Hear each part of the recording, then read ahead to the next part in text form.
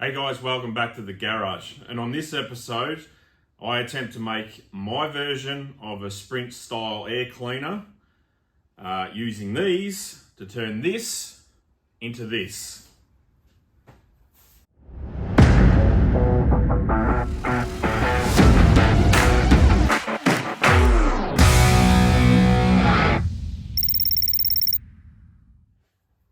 Now first, a bit on my theory on how to build this. Now, it's not conventional in the way that most of the 427 air cleaners look. I'll put up a photo here quickly of what they normally look like. And you can see there that they've got massive intake ducting. That's, I would assume, somewhere in the vicinity of a 300 mil diameter, which is,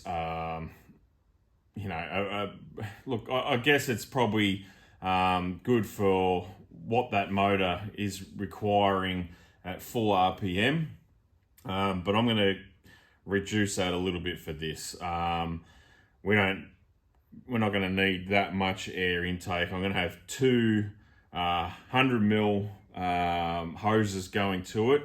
Now I've got the hose here, which is a flexible, rubber hose that sort of maintains its shape a little bit in wanting to be straight. So hopefully it looks all right. It's not as flexible as that other stuff that you saw, but we might have other options in what we use for this ducting. So fishing around on the internet trying to find something that'll do the job. I can't really find anything. There's nothing really available. I sort of looked mostly on Evil Bay. They've got nothing. I'm sure that there's a website hidden somewhere out there in the internet that's got something similar. But what I was finding was a lot of these style air cleaners. The 427 one that you just saw obviously is for dual or triple carburetors. We've only got the one. So this is what I'm going to run to try and get that look. After all, this is just a bit of a tribute car. It's not really, a traditional, true, down the line sort of fabrication to make it look 100% like they did back in the 60s, 70s. As I said, this is my version, so this is what I'm going to run with. Now, I tried finding what they call a spun donut, which I'll picture here now, that it would be a lot more easier having a full circle that we can just cut out and, not have to sort of fabricate much in the way of making the full circle. But the problem with those is once you get up in this diameter, the radius is still too tight. So this is a perfect radius on one side, hence I've got two. So what I've got to try and do is try and cut them perfectly as the radius stops and as it starts to go straight. You can sort of feel it with your hand as to where that bend starts. A lot of it's just going to be by eye. It's not going to be perfect, I understand that, but on that outer radius on either side, just here, is where we're going to be putting ducting. So it'll be coming out, it might come out a little bit further around the corner, so they're not just directly out the side on 90 degrees. They've got a little bit of a facing forward angle on both of them. So what we're going to do is very carefully cut these to where it's going to make a full circle. Hopefully I can do that without stuffing it up. I know I'm probably going to make a mistake here somewhere, but I'm just going to do little increments of cuts until we find that perfect. We'll try and find a perfect circle. I've got a feeling that it's not actually going to be a perfect circle. And then we need to also cut this radius out in here, so this is obviously open on the inside and this lid will sit on it. So yeah, this is going to be fun. So it's going to be a very slow process on trying to get this fabricated up.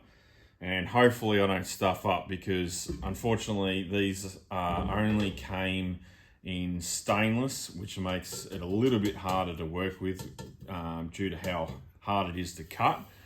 And they weren't cheap. So that's all I can find in a bit of a pinch.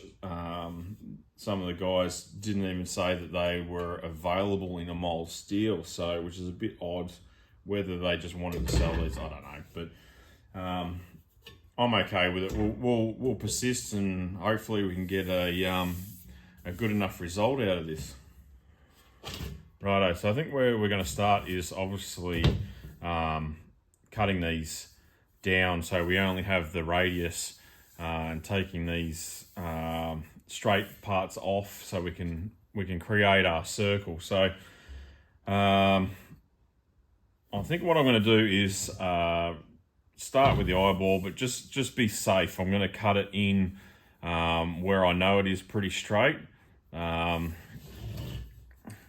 It's pretty easy to take a little bit more off if we need, but it's a lot harder to put it back on. So I'm sure there's a method of trying to find where that radius does stop and where it starts.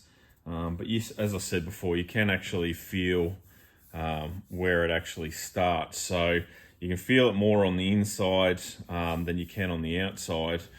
So I don't know how I think they run a ball or something through these to actually create that mandrel, so it's straight all the way through. So I'm pretty sure that's what they do. They sort of push a steel ball into it so it maintains that. So they've cleaned this up a bit. As you can see, there's some grind marks here. So I think what we're going to do is play it a little bit safe and give it a little bit more than the radius, and then that way we can cut them back. So I'll mark these up quickly, and we'll try and attempt to cut that on the bandsaw, but I think it's going to have bad interference with the other side. So we'll see how we go. Righto, well, I had a bit of a light bulb moment. I'm sure a lot of you guys are like, finally. But if I can hold the two pieces together, as you can see, if you put a straight edge against that, you can see where it actually starts to taper off. So yeah, I'll probably use a set square here in a second, and then we'll try and mark where that point is that we're going to cut.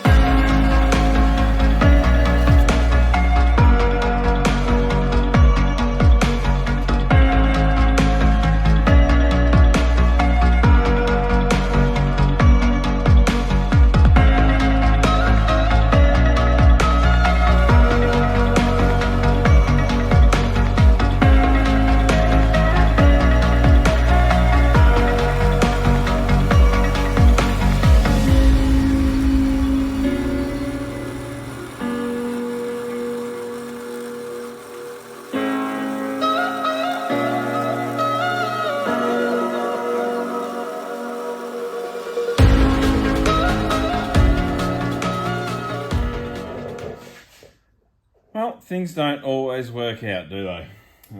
Clearly, I got a bit greedy with cutting that off. So I've contradicted myself by going, let's not take it all off. We can clean it up. So that's a big stuff up on my behalf.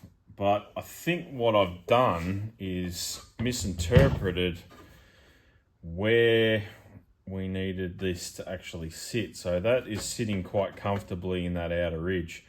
So if this was a perfect circle, I think that in essence, it's not a perfect radius.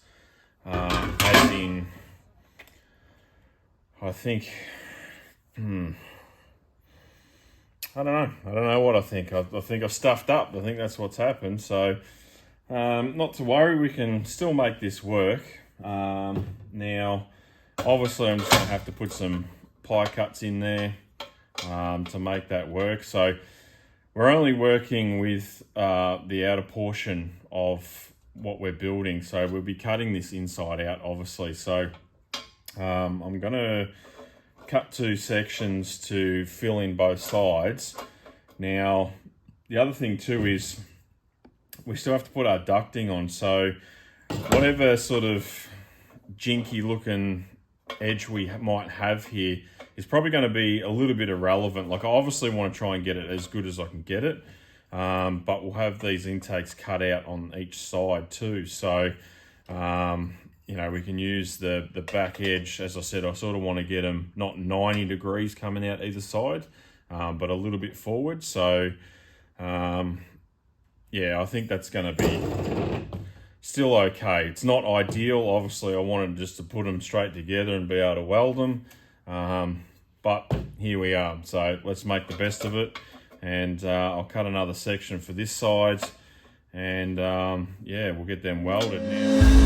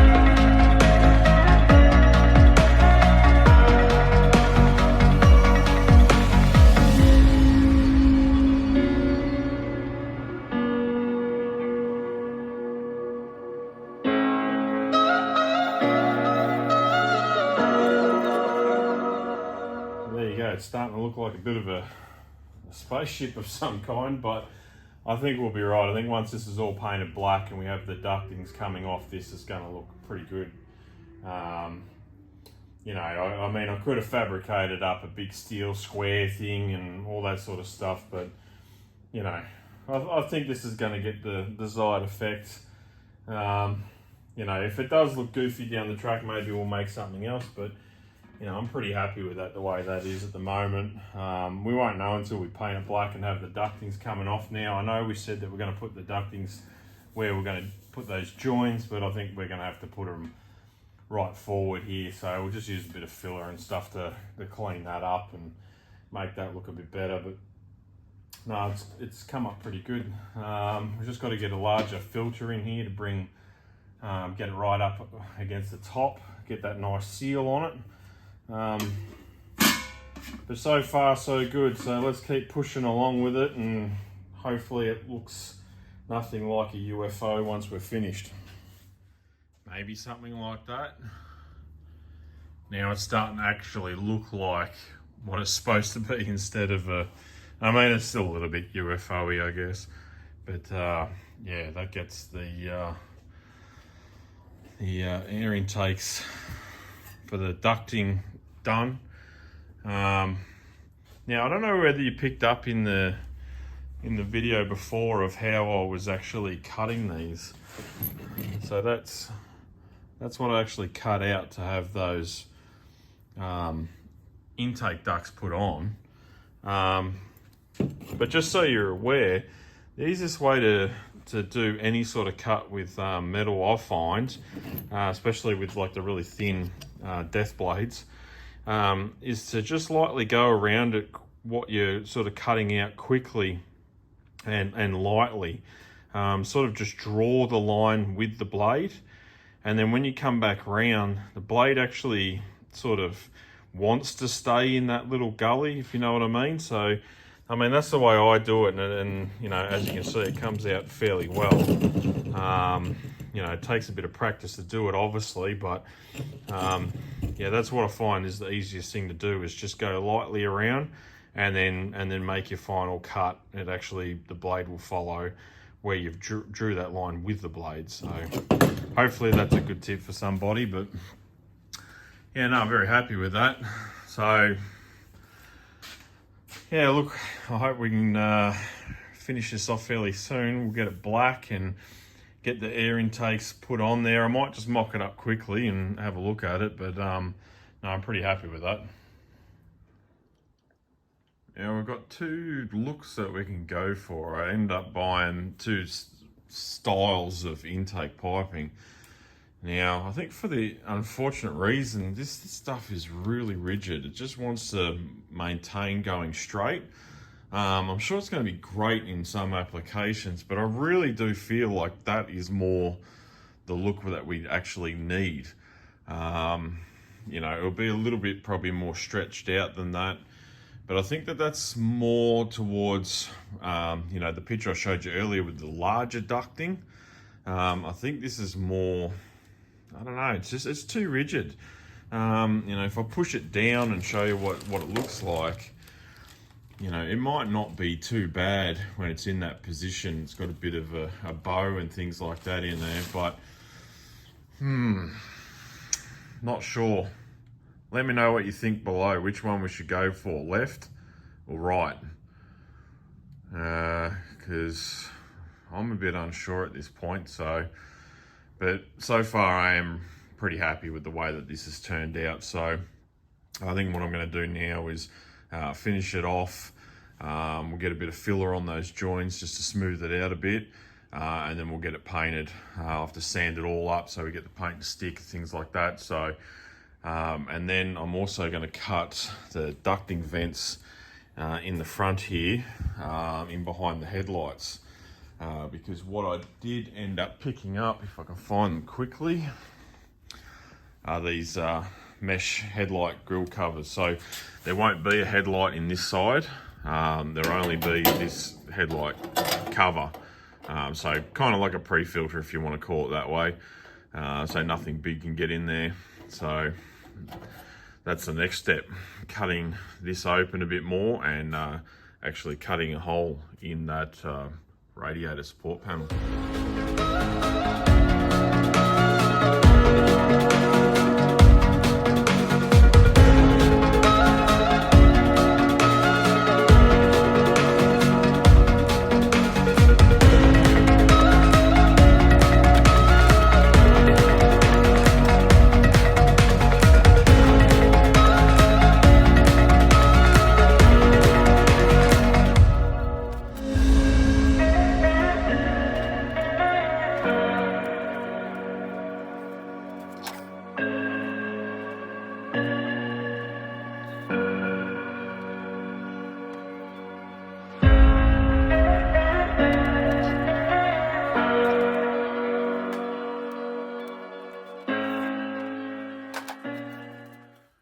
While we're waiting for that bog to dry, I'm going to cut the holes for those intake pipes in this radiator support panel and open these headlight buckets up to support that intake tube. So I got a bit of a plan that I want to bring. I want to have the hose only running to the back of the support panel, and then we'll make this intake tube out of steel.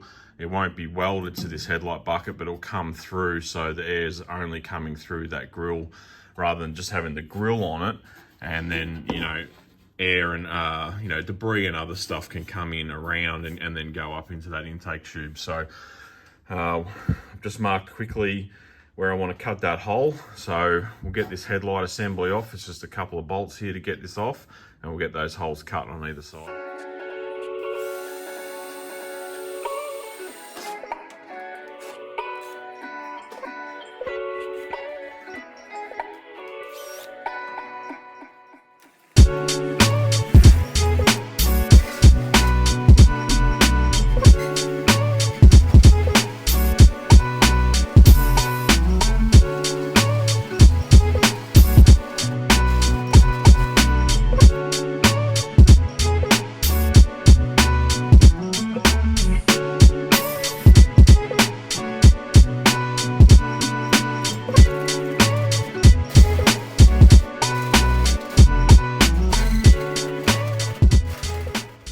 no definitive pictures online as to what they've done. I think that they've just cut in a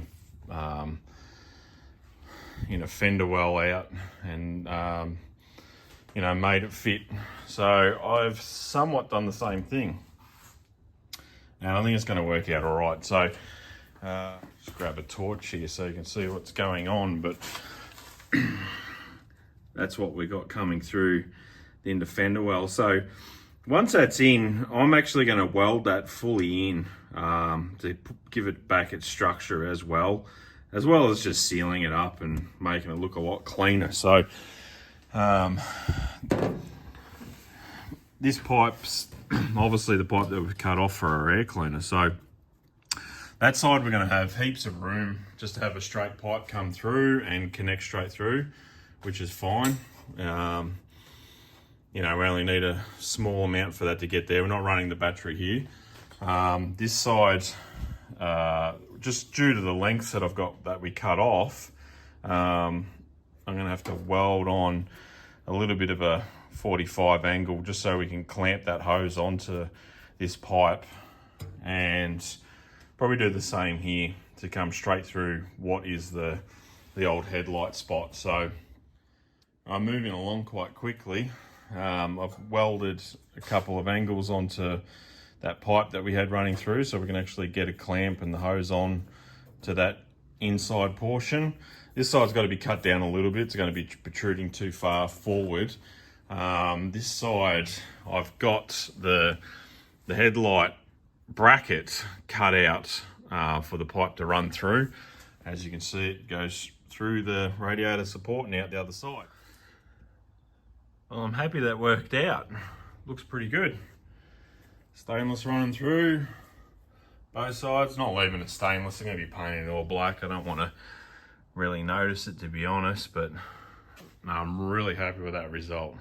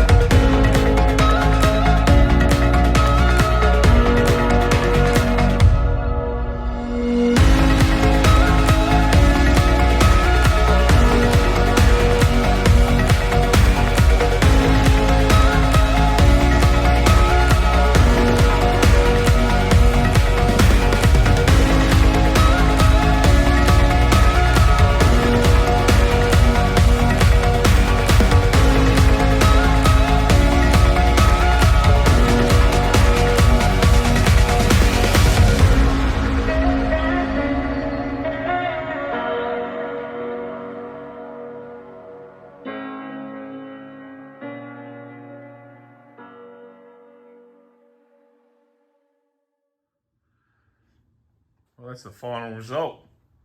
That's exactly what I had in my head, and yeah, it looks pretty good with those mesh intake grills, replacing the headlights there. Got it all painted, and in the process we painted these strut braces as well So just with the amounts of real estate that this thing's taking up, I did have to probably forego this carby spacer. Now, I do like running carby spacers because it does help with intake speed, gets that airflow really moving through that carburetor, help it work a bit better. And being that it's like a polycarbonate, it actually insulates the carburetor off the motor, so it keeps those carburetors a lot cooler, helps with fuel boil. If anyone's had any of those issues before, they'll know what I'm talking about. So the reason for that decision is because we're running a cowl on this. It's going to get a lot of interference as to, look, I know the bonnet's not on there and it's just sitting on that. So we might be right, but what I'm going to have to do is build the bonnet with this cowl on it, then close it, see how much gap we've got, all that sort of stuff. But I would like to run some sort of spacer, or maybe even just a carby plate to try and keep the heat down a little bit. I've got, I think this is 2-inch there. We might get away with a 1-inch one, and look, it helps. It helps with getting that airspeed and cooling the carburetor down and stuff like that. But not to worry, if we can't, then we can't, and this is the way it's going to be run. So no, I'm very happy with that.